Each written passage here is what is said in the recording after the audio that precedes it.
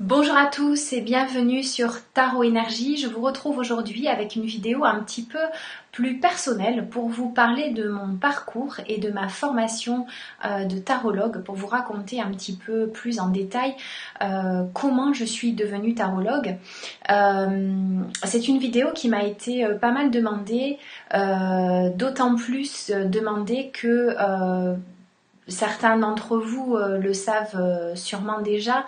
Je viens vraiment d'un autre milieu que celui de la thérapie, du tarot. Voilà, rien ne me prédestinait vraiment à me tourner vers ce genre d'activité, puisque je suis enseignante, je suis professeure de langue depuis 15 ans maintenant. Et que voilà, c'est clairement un parcours de reconversion que j'ai entamé il y a maintenant 7 ans à peu près, au moment de la naissance de mon fils. Voilà. Donc, comme je le disais, je suis au départ enseignante, donc j'ai fait des études de langue, j'ai passé mon concours, j'ai décroché mon CAPES à l'âge de 24 ans et je me suis retrouvée en Corrèze en 2003 et voilà, j'ai commencé une carrière normale de prof et j'avoue que jusqu'à ce moment-là, je ne m'étais jamais vraiment trop posé de questions sur, voilà, sur ce que je voulais faire. Les choses se sont faites assez naturellement. Et voilà, j'ai commencé ma carrière de cette façon. En revanche, ce qui est vrai, c'est que depuis toujours, en fait, depuis aussi loin que remontent mes souvenirs, j'ai toujours développppé des centres d'intérêt un petit peu particuliers, puisque j'ai toujours été passionnée par le symbolisme, l'ésotérisme, la psychologie, notamment la psychanalyse, l'approche jungienne, la philo, voilà, toutes ces choses-là, c'était vraiment des domaines qui m'intéressaient et j'ai toujours été animée d'une quête de sens. J'ai toujours eu en moi une espèce de soif d'absolu, de comprendre qu'est-ce que je faisais là, le pourquoi du comment, bref, voilà. Je m'intéressais quand même à pas mal de choses. En fait, je crois que si je devais résumer, tout a vraiment commencé en 2008, puisque à cette époque-là, donc j'étais déjà en Corrèze depuis quelque temps et donc j'enseignais en lycée et assez rapidement, ça faisait quoi, 4 ou 5 ans que j'étais prof. Et déjà, je sentais que voilà, ça manquait de sens pour moi. Je me sentais pas à ma place. Je me sentais ovni. J'avais l'impression d'être vraiment à côté de la plaque par rapport à tout ce que je voyais autour de moi, au système, à mes collègues. Voilà, je me sentais vraiment très différente et pas du tout intégrée, pas du tout à ma place dans ce système.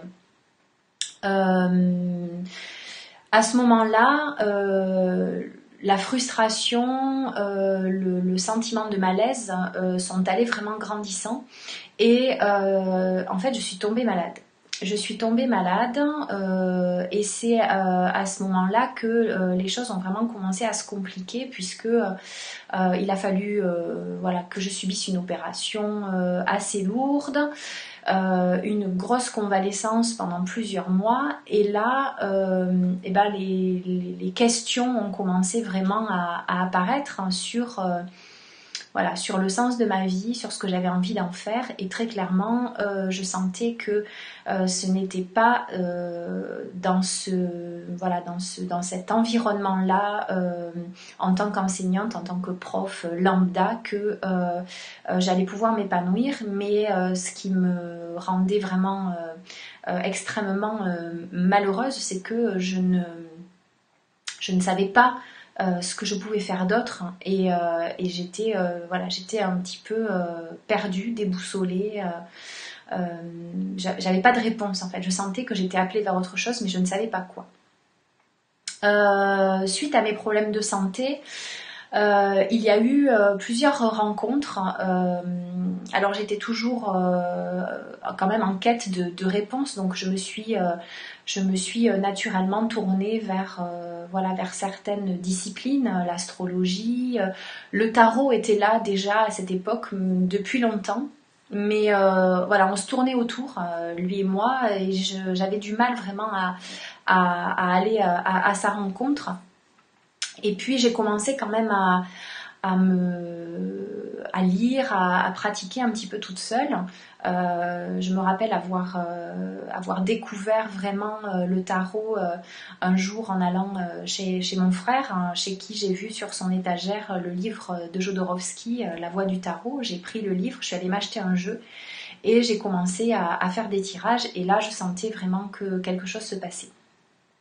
Ensuite, c'est vraiment en 2009 que ma route a croisé celle du référentiel de naissance grâce à une personne, une connaissance en fait qui était praticienne et qui un jour m'a fait mon thème. Et là, elle m'a dit, mais écoute, voilà, achète-toi le bouquin de Coleuil et je suis sûre que ça va te parler, je suis sûre que ça va t'aider. Et effectivement, du moment où j'ai eu le bouquin entre les mains et où j'ai plongé dedans, ben, j'en suis jamais ressortie. À ce moment-là, j'ai aussi fait une autre rencontre, une rencontre vraiment qui a, on peut dire, chamboulé ma vie, qui a tout fait voler en éclats, à la fois ma vie personnelle, ma vie spirituelle, puisque c'est une rencontre vraiment qui a déclenché en fait mon éveil spirituel. Là-dessus, j'ai eu mon fils, je suis tombée enceinte. Pendant la grossesse, j'ai énormément lu, je me suis plongée vraiment dans le tarot.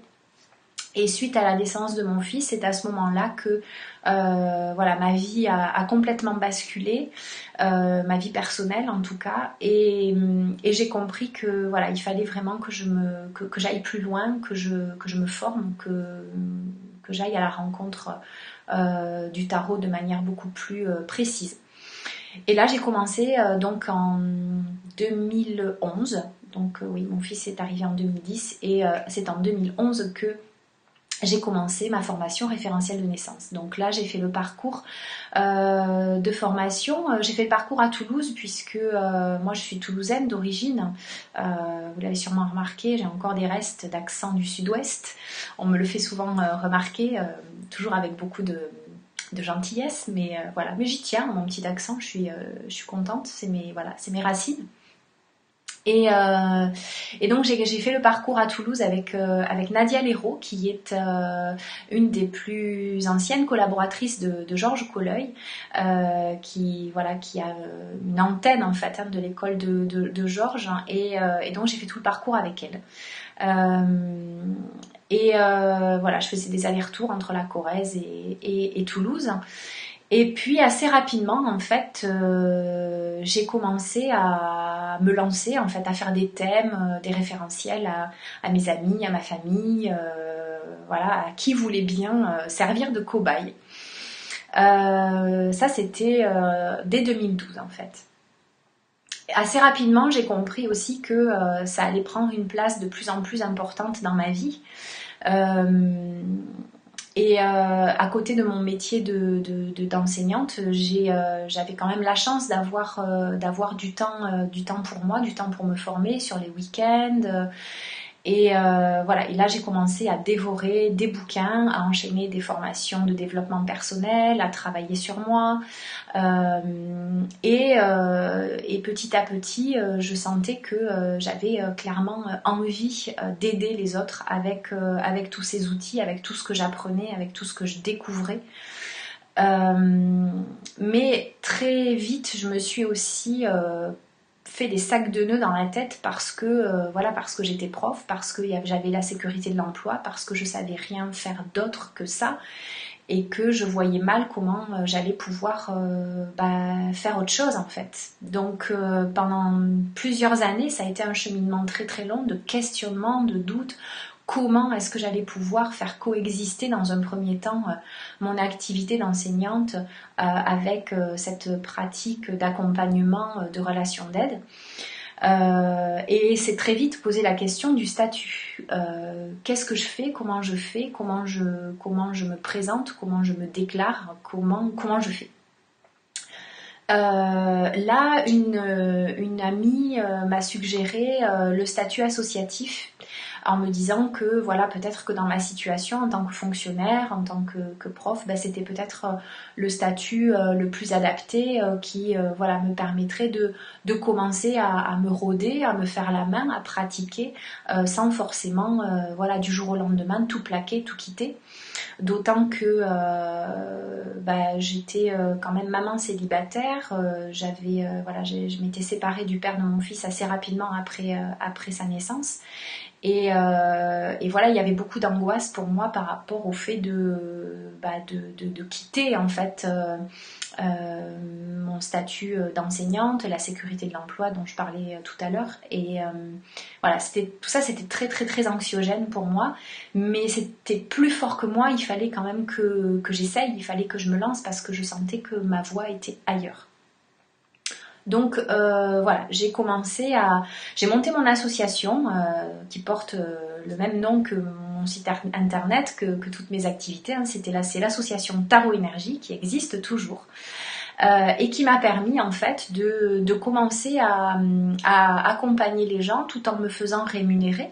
Mais cet argent en fait ne servait pas à me tirer un salaire en fait, mais c'est un argent que j'ai utilisé pour le réinvestir dans mes formations, dans l'achat de mes huiles essentielles, de mes élixirs, de mes pierres, de mes bouquins, de mes jeux de tarot, bref voilà, c'était une manière pour moi de m'auto-financer. Voilà, donc ça a été voilà 2012, je m'en rappelle d'ailleurs puisque la date est assez symbolique, hein, 12 décembre 2012, 12-12-2012, naissance de l'association Tarot Énergie. Là, donc j'ai fait entre-temps une formation en aromathérapie énergétique. J'ai fait une formation en yoga. Alors un yoga un petit peu orienté puisque j'ai fait une formation de yoga dans le cadre du RYE, R-Y-E, Recherche Yoga Éducation, qui est situé à Paris et qui est un organisme qui est reconnu par l'éducation nationale. Donc non seulement c'était une formation que je voulais faire pour moi aussi à titre personnel, mais aussi qui me permettait de tisser des liens, en fait, d'établir des passerelles entre mon métier d'enseignante et ma pratique énergétique, spirituelle, une autre philosophie que j'avais aussi envie de transmettre à l'école. Je fais une petite parenthèse pour dire que ça a été vraiment quelque chose de très douloureux pour moi pendant plusieurs années parce que j'avais vraiment l'impression d'être schizophrène. J'avais l'impression d'être prof le jour et tarologue la nuit, quoi. Enfin, la nuit, le reste du temps. À savoir que j'ai mis beaucoup de temps à intégrer intérieurement ces deux facettes de moi, à les réconcilier et à être en paix avec ça parce que je me suis longtemps sentie écartelée, je savais pas où je campais en fait, je savais pas où j'habitais, je savais pas qui j'étais, je savais pas si j'étais prof, si j'étais tarologue, si j'étais un truc entre les deux. Voilà, c'était quand même quelque chose d'assez schizophrène. Et puis petit à petit, je me suis aussi autorisée à en parler parce que au départ je me cachais, je n'osais pas en parler à mes collègues. Vous pouvez imaginer hein, dans une salle des profs arriver en disant ah au fait les gars vous savez quoi, moi je fais du tarot et du référentiel de naissance. Donc ouais, vous pouvez imaginer que souvent voilà beaucoup de collègues me regardaient ou pouvaient me regarder en se disant non mais qu'est-ce que c'est Madame Irma alors ça c'était le truc classique hein, quoi tu vas prédire l'avenir mais t'es médium, t'es voyante donc voilà tous ces trucs là j'avais pas envie de devoir expliquer, j'avais pas envie de me battre un petit peu contre les préjugés donc au départ je me suis énormément cachée. J'osais pas en parler. Et puis j'ai fini petit à petit par sortir du bois, par en parler à des collègues en qui j'avais confiance, à voilà, des personnes qui étaient peut-être plus que des collègues aussi, mais qui étaient des amis.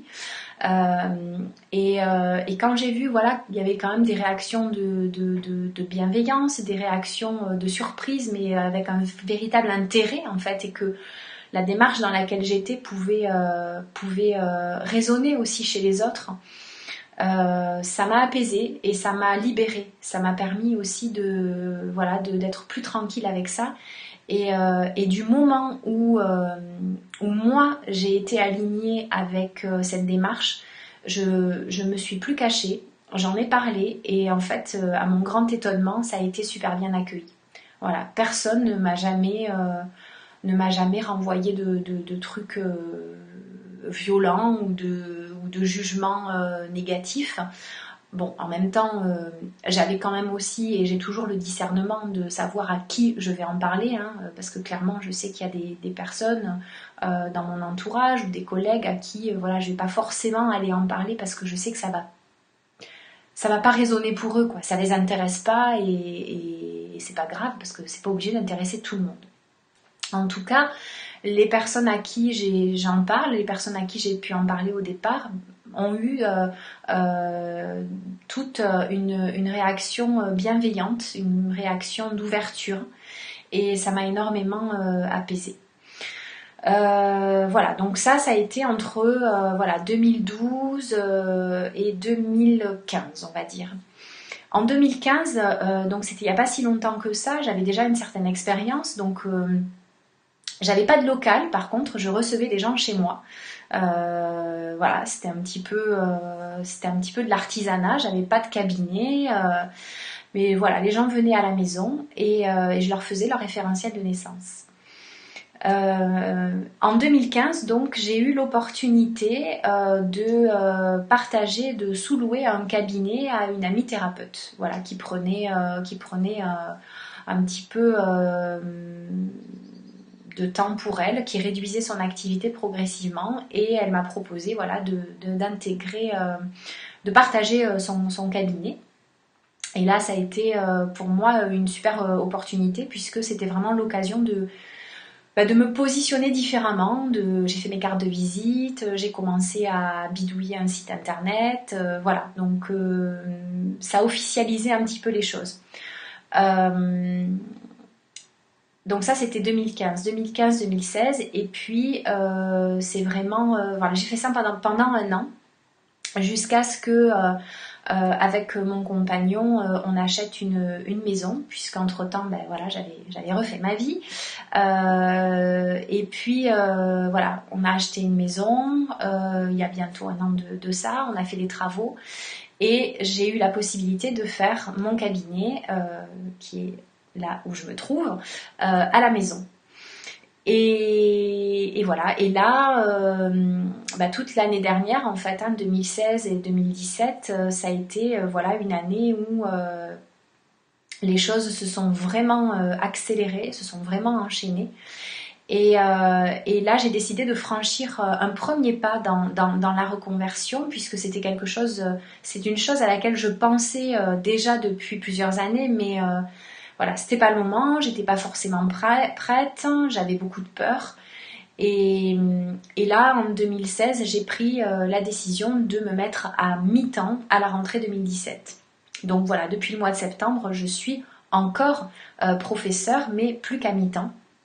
Je vais au lycée 2 jours par semaine et le reste du temps, je me consacre à mon activité de thérapeute. Et de tarologue, puisque voilà, il y a beaucoup de choses qui se sont greffées dessus au fur et à mesure. Alors, on m'a posé la question, on m'a demandé, est-ce que tu savais déjà quand tu as commencé à être tarologue que tu ferais aussi des thérapies florales, que tu ferais de l'énergétique, que tu ferais voilà, tout ce que tu fais aujourd'hui?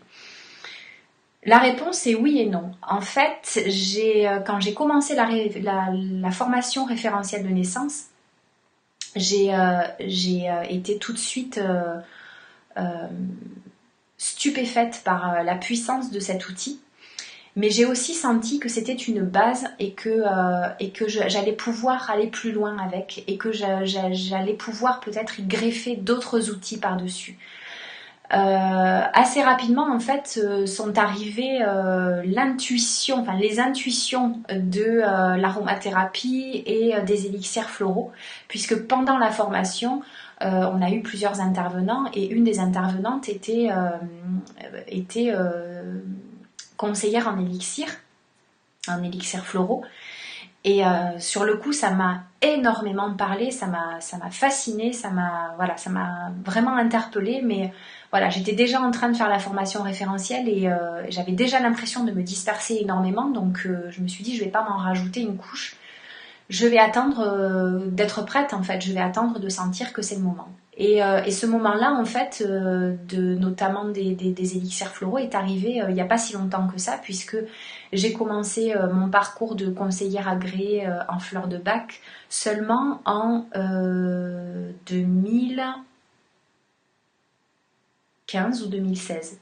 2016. En 2016.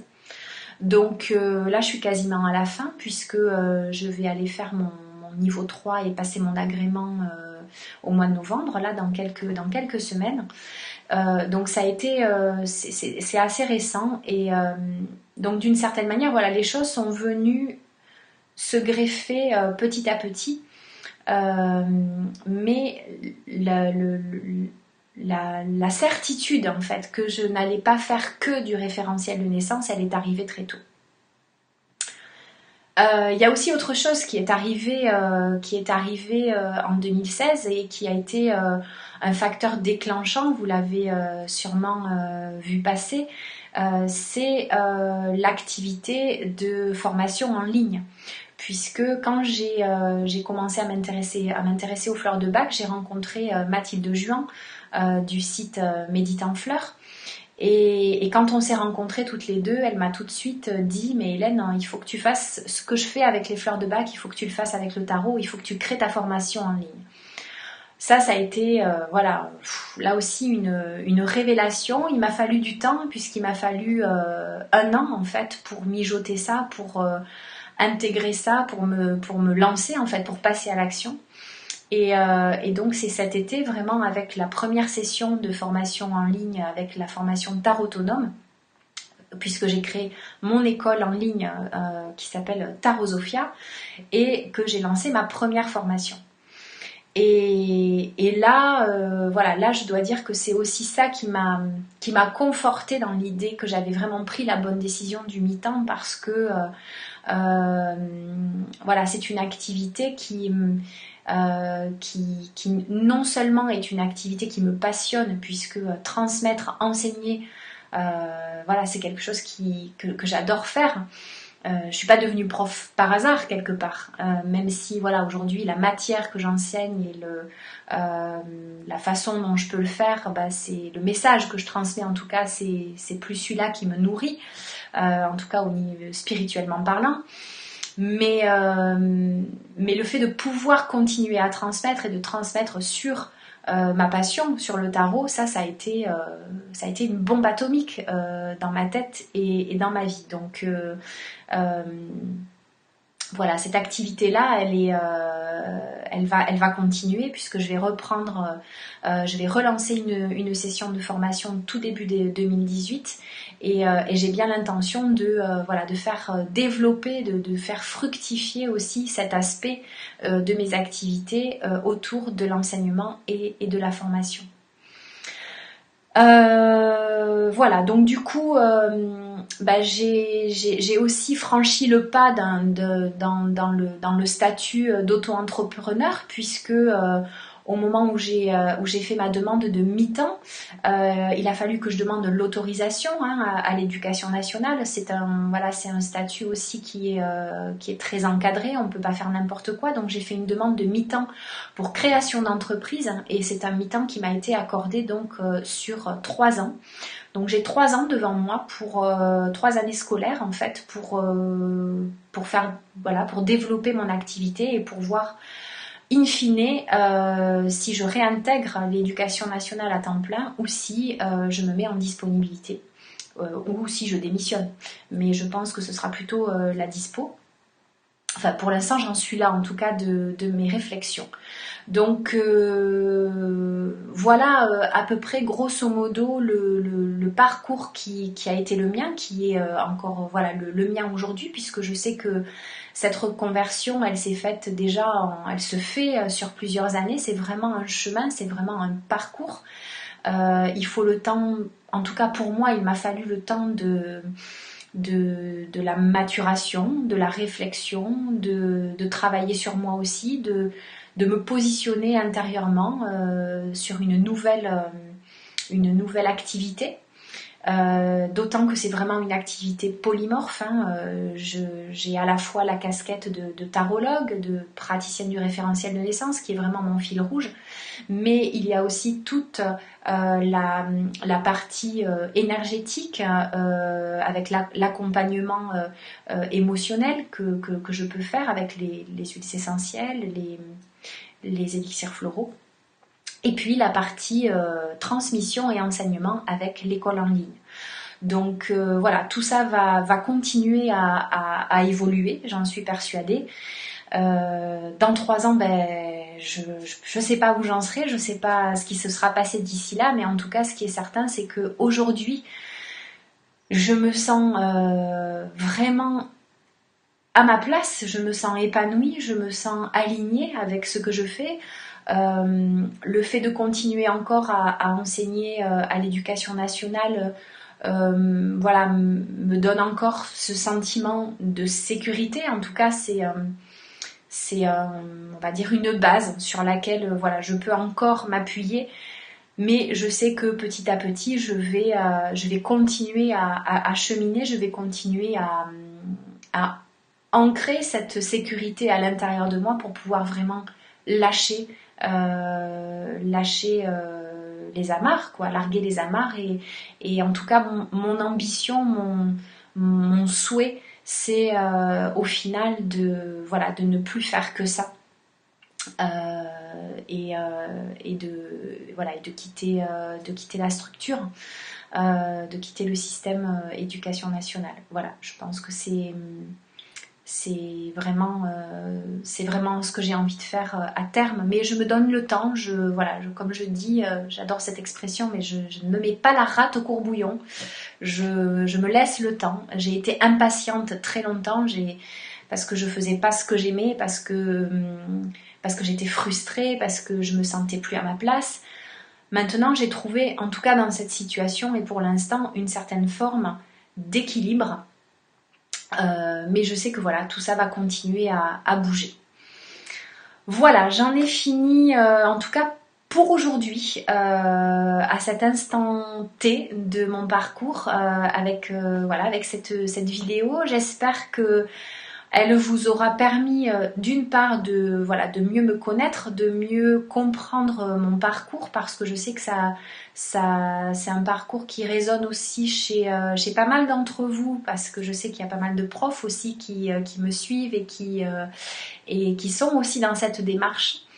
Donc voilà, j'espère que ça aura pu vous aider. Si vous avez des questions, des choses, des aspects que j'ai pas forcément abordés, n'hésitez pas à me laisser un commentaire. Évidemment, j'y répondrai avec plaisir. J'ai pas forcément eu le temps de répondre sur les commentaires de la vidéo précédente, mais c'est promis, je vais le faire. En tout cas, voilà, merci d'avoir pris le temps de passer ce moment avec moi. Et voilà, et je vous souhaite plein de belles choses et je vous retrouve très bientôt avec une prochaine vidéo, parce que voilà, il y a des choses qui arrivent pour la suite. Voilà, je vous embrasse et je vous dis à très bientôt. Ciao!